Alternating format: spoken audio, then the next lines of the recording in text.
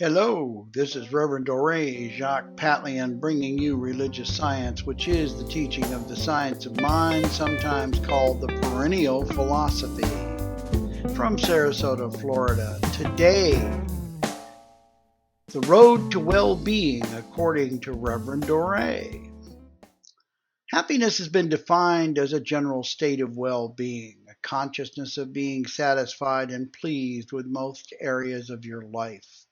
That phrase well-being perhaps holds the key to creating the state of satisfaction that most of us seek, but not all of us are able to find. Being well in mind, body, and spirit, that's the essence of human happiness to me.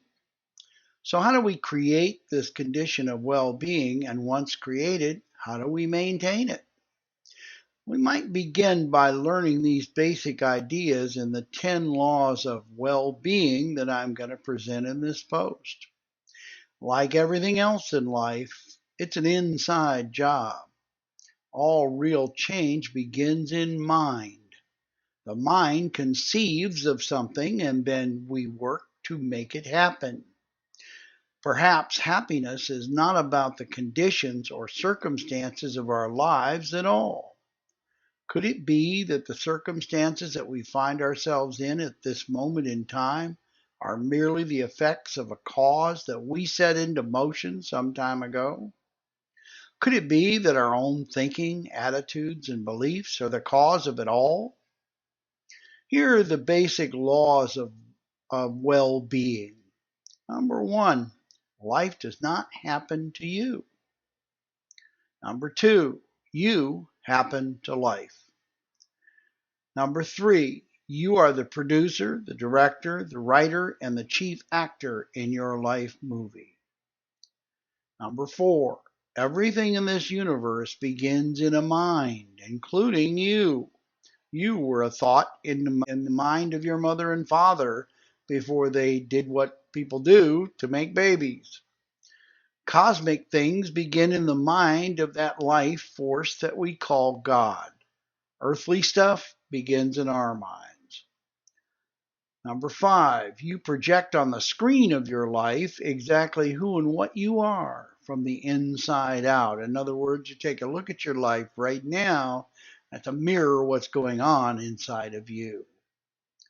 Number six, like attracts like, so you attract people, experiences, and situations that are like you, that have the same energetic signature.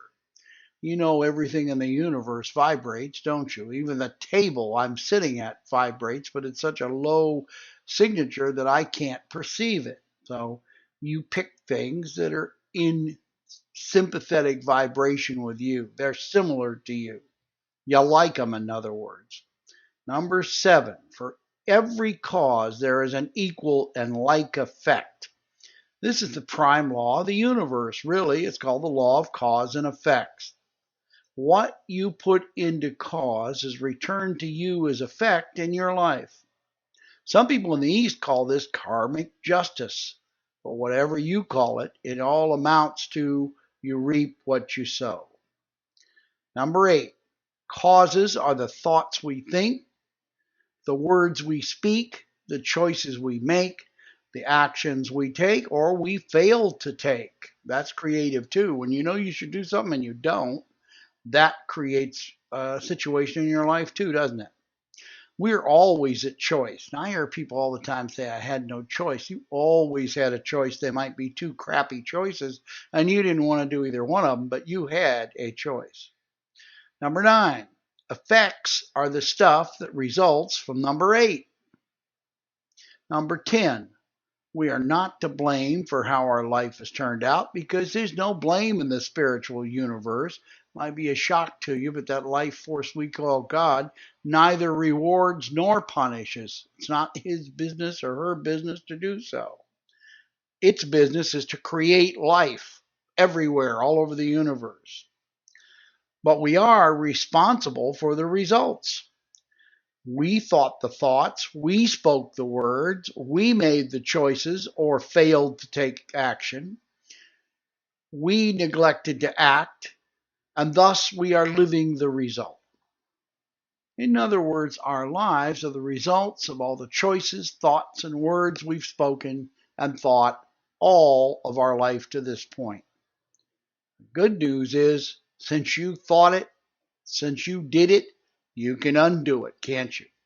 If it's somebody else's fault out there, there's not much you can do about that, is there? Think about this for a minute. If you can believe what I'm telling you, you can free yourself forever. You can change your life overnight. Think about this. Does this make sense to you, or has your upbringing or religious background made this sound weird or wrong? Even if it does, think about it for a minute. If you can accept the idea of these 10 laws of well-being and think they might have merit, then you're on the road to healing your life. Because what you're doing now isn't working for you, apparently, so you might as well try something new. You know, every great spiritual teacher, including Jesus Christ, taught these 10 laws in their own form and fashion. Jesus told us, as a man thinks, so he is. Paul told us, be you transformed by the renewal of your mind. Muhammad said, if we would find God, we must look within our minds and hearts. The Buddha tells us that living in a state of mindfulness is the key to life. We'll speak more on the 10 laws of well-being next post. Until we're together again, I want you to be well, be at peace, and live abundantly. This Reverend Dore Jacques Pantlian saying so long from Sarasota, Florida. Log on to csl.org for more information. Bye-bye.